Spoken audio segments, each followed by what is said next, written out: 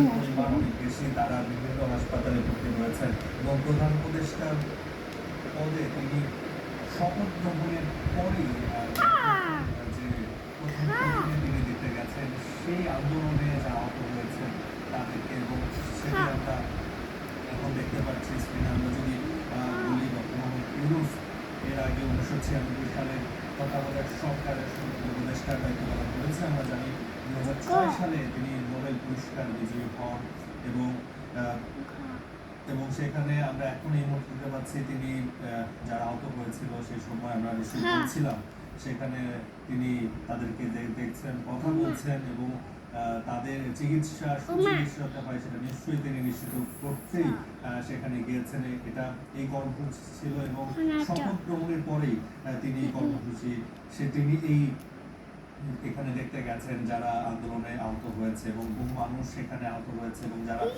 আমি তো আগে বলছিলাম তিনি এই যে অন্তর্বর্তীকালীন সরকার গঠিত হয়েছে এবং সেই সরকারের একটি তাদের দায়িত্ব রয়েছে, তারা বলছিল তারা এই কাজটা করবে যে যারা এই আন্দোলনে যারা এই আন্দোলনকে ঘিরে সহিংসতা চালিয়েছে, হত্যাকাণ্ড চালিয়েছে, তাদের বিচার এই অন্তর্বর্তীকালীন সরকার করবেন। ডক্টর মোহাম্মদ ইউনূস দেখতে পাচ্ছি তিনি কথা বলছেন আহত যারা হয়েছে তাদের সাথে এবং তাদের পরিবারের লোকজন সেখানে আছে আমরা দেখতে পাচ্ছি। এবং শপথ শেষে ঢাকা মেডিকেল অবস্থান করছেন প্রধান উপদেষ্টা ডক্টর মোহাম্মদ ইউনূস।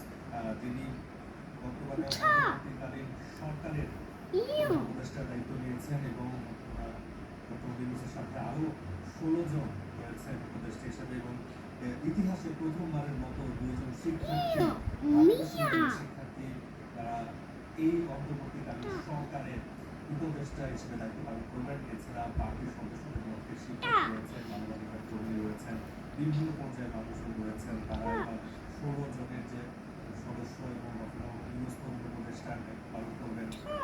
ইতিমধ্যেই